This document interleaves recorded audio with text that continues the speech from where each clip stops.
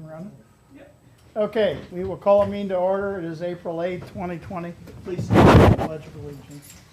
I pledge allegiance to the flag of the United States of America and to the republic for which it stands, one nation, under God, indivisible, with liberty and justice for all. Born and unborn.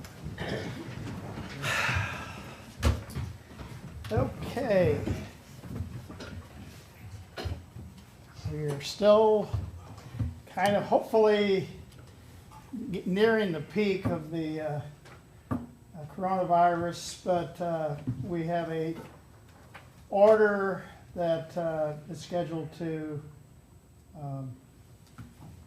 run out Saturday, I guess, at 5 p.m. And today we are looking at a continuation of Cole County shelter-in-place ordinance that would mirror the Cole County Health Department's ordinance. Do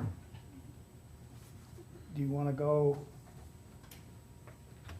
over this, or should Can we? you talk about it a little bit? Yeah. So, it is a stay-at-home order, and we extended the order that, we would like to extend the order that we put in place on March 27th. We did make some changes to the order just to clarify some things. There were a few provisions that were confusing for businesses, so we did make some clarifications. And we would like to extend it for 2 weeks past what the original order was gonna expire, so that would be April 25th. It would go into effect at noon tomorrow and last until April 25th.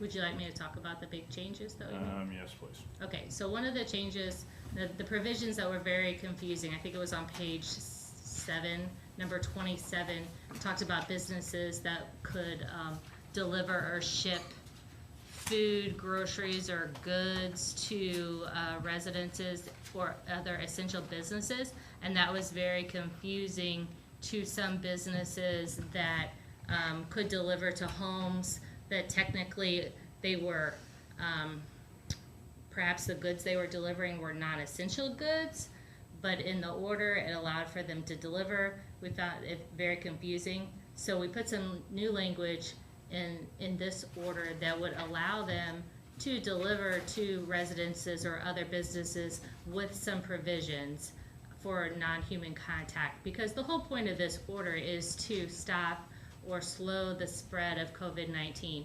So if activities can be done at no risk, then we consider those to be okay, because we're fulfilling the intent of the order. Of course, the other intent of the order is to get people to stay home.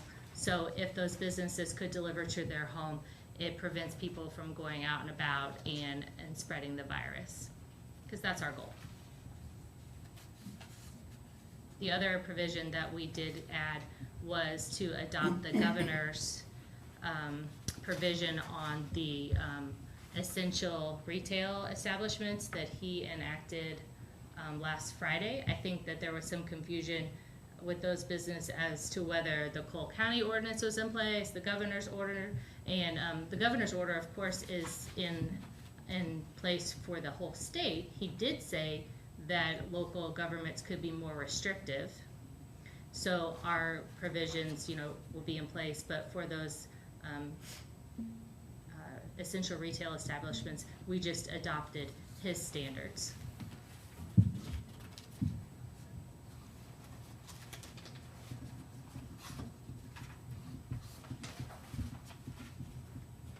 And so what was his standard on retail?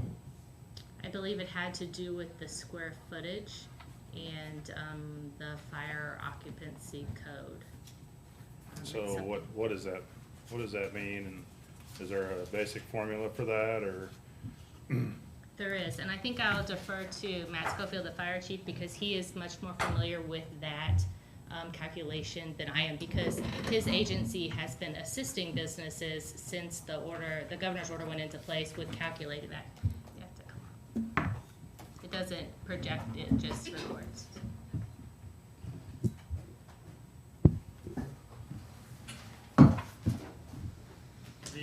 governor's order that was enacted last week referenced existing fire code.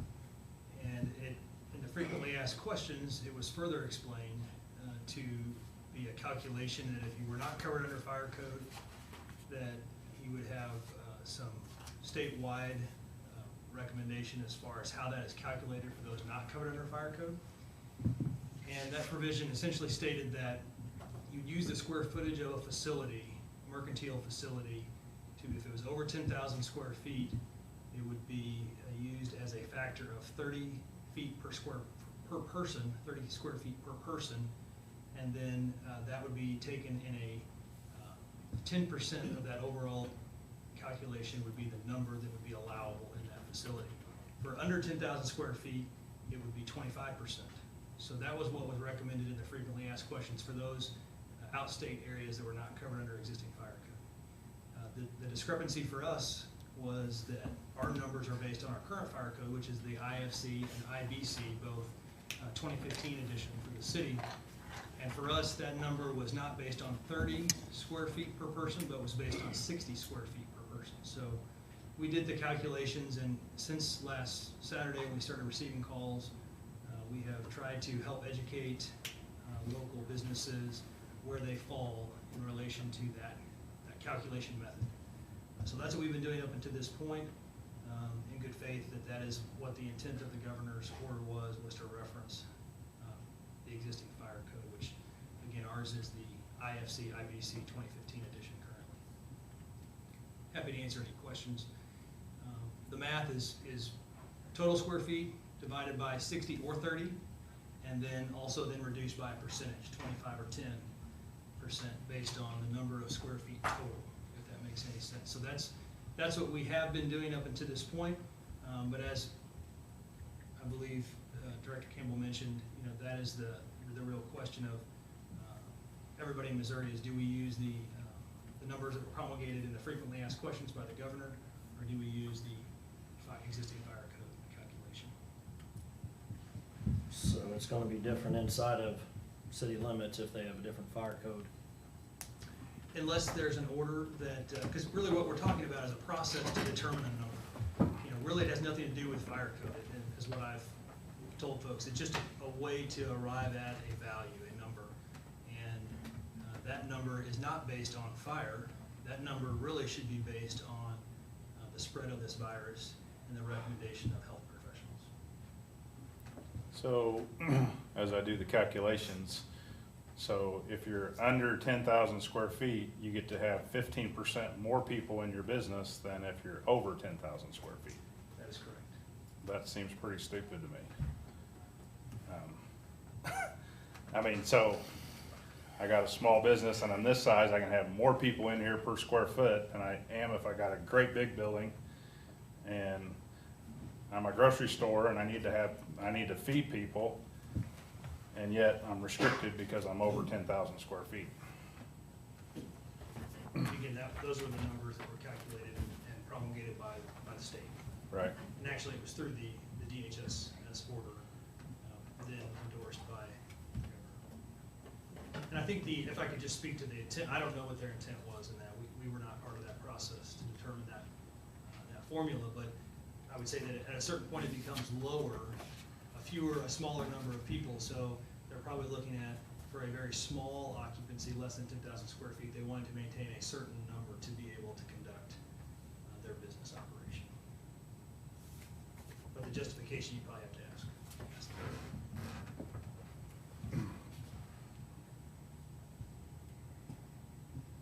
And so that number includes employees as well as customers? In the governor's frequently asked questions, he excluded employees.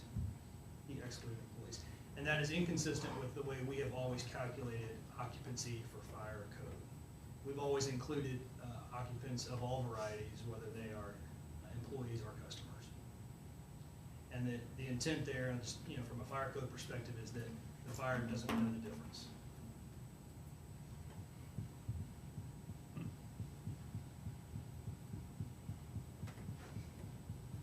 But I'll let Director Campbell indicate her order at this point, what it says and what it doesn't say. There's been a lot of discussion. This has obviously been a very there's been a lot of interest from the business community as we try to adjust to this, and so we tried to be on the educational end of it, but as far as what the order, or the extension of our existing order looks like, that is still what is up for discussion. So just, I mean, I understand that it's hard to comprehend the intent, but if I go into a Dollar General that's 7,000 square feet, I can have maybe more people than I can if I go into a Schulte's that's 20,000 square feet. I mean. And for that- us, it's not, there's no magic number. It's more about what the people are doing, how they're mitigating the risk, how they could or could not be spreading the virus. So, like I said, we did not have input into how Dr. Williams or Governor Right. Parson calculated those numbers. For us, it's more educating the public and educating the businesses on mitigating the risk of spreading the disease, because that's our goal, is to mitigate the spread. And you have social distancing and one cart Yeah, we did for have- grocery stores, Right. which I think will, Well, I think the stores were already doing that on their own. Right, a lot of them are Yeah, already doing. yeah. The business community as a whole has been doing all the right things, and it is trying to do what they can, because, you know, they're trying to protect their employees too. So that's everyone's goal, is to protect the public health of the county.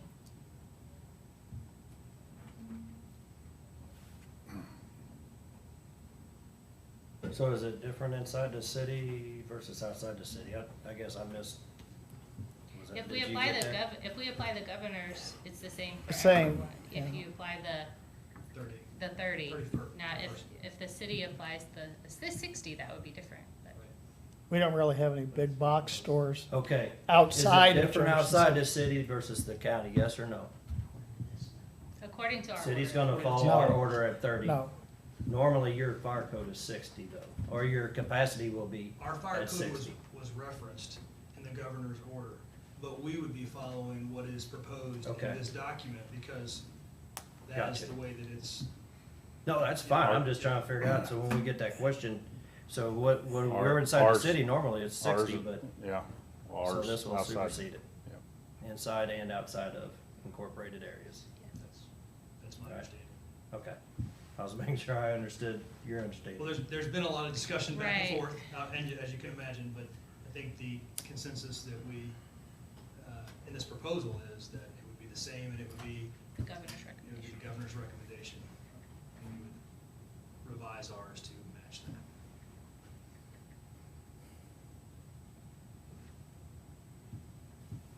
And then the Okay. non-essential, it says you can have 4 people. I mean, I think that's an arbitrary number, but I think if they're doing safe distancing and doing everything right and having the proper distance away from each other, and it's a big place, you can have more people in there, so. But, I mean, I guess this is we can amend it if we need to, Mhm. if it becomes a problem.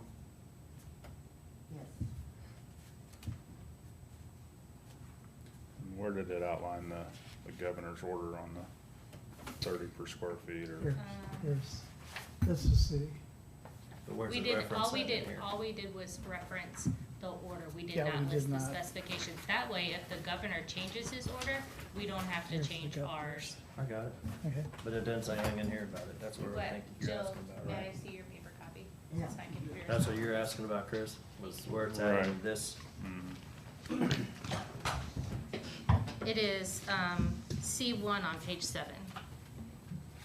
Limit the number of customers, employees in any essential business retail location to the maximum allowed under any, in effect, statewide health order promulgated by the Director of Health and Senior Services. That way, if they make changes, our order automatically adopts those changes.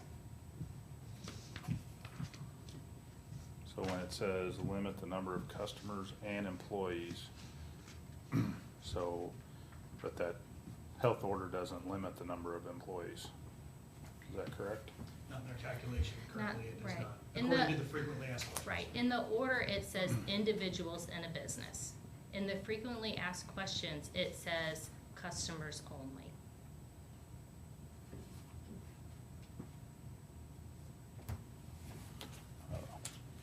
Very confusing. confusing for everybody involved.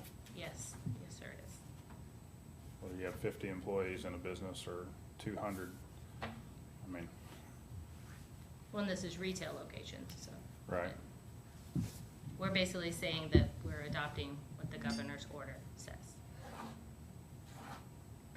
Okay. Except for the part that you're counting employees? No. No. No, we're not. No, We're, no. we're adopting what the, because we just said customers and employees, but basically we're, I thought you said the governor was excluding employees. He was. So we are? I No, thought we we're weren't. not counting. the way it's worded is, we're adopting what he We're just says. mirroring the We're governor's. mirroring what he says. If you think the language is confusing, we could just say limit the number of individuals. So we are excluding employees in the count, in that 30 foot? Yes. Yes. Okay, thank you. Mhm. But like I said, if you think the language is confusing to the general public, we could just say limit the number of individuals. Well, on one hand, we're saying limit the number, and it includes employees, so then we're going and giving special exceptions to the, to some other industry, so that's why it is very confusing. So restaurants are, what, 10 counting employees, is that what we? Yes. That's what the And that was, governor's order again, says, that's yes. mirroring the governor's, Correct, the way they count. correct. So if they got 9 employees, they can have one person in the Mhm. But see, ours is just pickup, so. No, that's not true. Pick They can have up- as many employees in there as they want. If they're over 10,000 square feet In restaurants? Hmm. in a retail place. Right, No, but restaurants, what I'm talking about, is they're limited to 10 that's what the employees governor's order and says, people coming in. yes. Right. So if you have more than 10 employees, then it's gonna be just pickup, which I think a lot of restaurants now have Right. spaces for people to pick up, so I don't think that would create a hardship for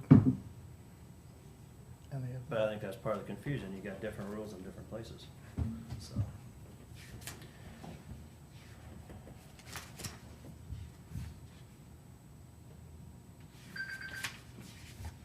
Is that your pacemaker? Yeah. It's time for a bourbon. Or 3. I'm good. I still think it's confusing, but, I mean, we'll probably get some of the questions, but anyway, as long as the bulk of the businesses understand. And I think most of them are compliant already on their own. Yeah, I'm just mad because I had your order figured out and where to tell them to go and look at what number, and now I gotta do Roman numerals and. We're trying to make it less confusing, because the first one was pretty onerous and long. I was fine with that, I got it figured out. Once you I got it knew, figured go out, look you're at good. 27, you're fine, go ahead and do stuff. and Right, You gotta wear a mask and cross your fingers and hope to die, so. I'm fine with it, we can change it if we have problems with it or issues later on. are you fine with the start and end dates that we proposed? That was It is tomorrow at noon through when? It's Saturday, April 25th at noon. And the governor's is till the 24th of April, so we're, Well, I think I might look at something different than the 25th and go either Sure.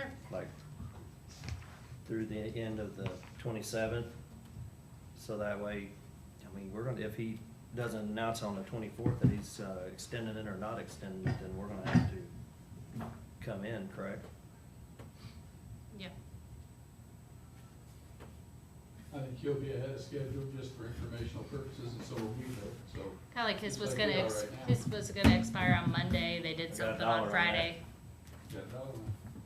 You're taking the over or under? Oh, How do you work with him?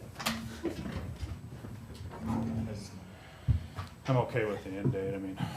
We can always. it's adjust. arbitrary, Right. we can change it, we can, hopefully within Take a 2 look at it weeks, in 2 we're gonna weeks. be, They're still projecting the. yeah, and so if that's the case, then the next order you issue might be completely different. Maybe we'll. What news channel you watching? Just depends. Channel 17. Oh,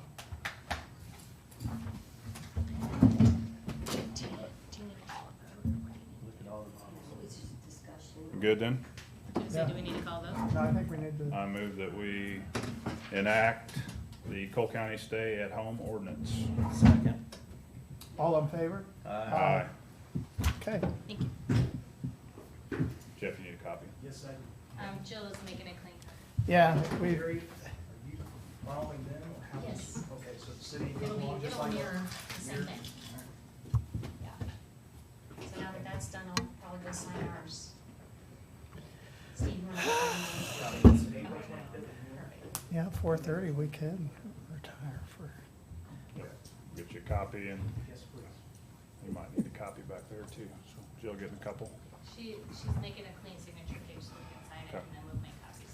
Thank you all. I know we're not adjourned, but I do want to say thank you for the city and county working together on this and really appreciate our partnership and your leadership and Christy from the health department and all of the entities that are working so hard to get this together. So appreciate it.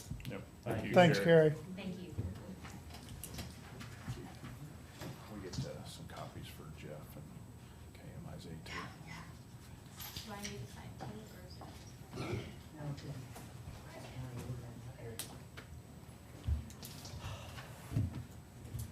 Clarification too, is this, I know you said it goes into effect again at noon, but this is it's the same thing, it's just extended, is that correct? I mean, there's a little change? or- We made a few changes. Right.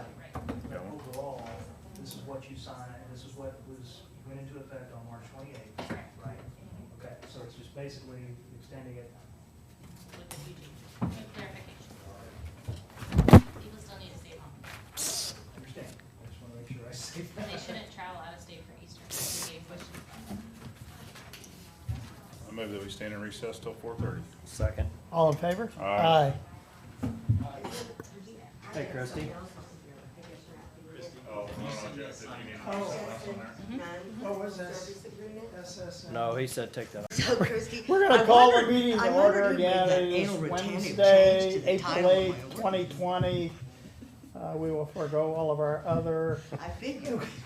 we hear this SSM non-clinical services agreement. Yeah, so our IV pumps, we have to have software uploaded into them. SSM has agreed for $250 to upload all of our medication library bank into there. And, so that's what we want to do is be able to have those pumps uploaded so that we don't have to manually enter each medication and the drip rates and things like that. This is a pretty, the reason why we have to have the $250 charge is just because so that there's no conflict of interest or any type of Medicare issue. So it's fair market value of uploading that, and that's the whole purpose for the fee, is so that we're above board from a Medicare standpoint. Okay. Is this an all of your, Yes, sir. okay, just a one-time $250? So anytime that we would have to update them, normally that's out on a quarterly basis, but if there's not significant changes to the medications, which normally you can do it every semester, would still be okay, but this would also allow us, when there are firmware updates, that firmware update can happen as well. Okay. Good. Yeah. I'm good. I move that we sign the non-clinical services agreement with SSM. Second. All in favor? Aye. Thank you, gentlemen. Thank you. Okay, anything else? Matthew? No, sir. Okay, I move we stand in recess till 4:30. Second. all in favor? Aye. We're sure. You Yeah. know when I call you Matthew.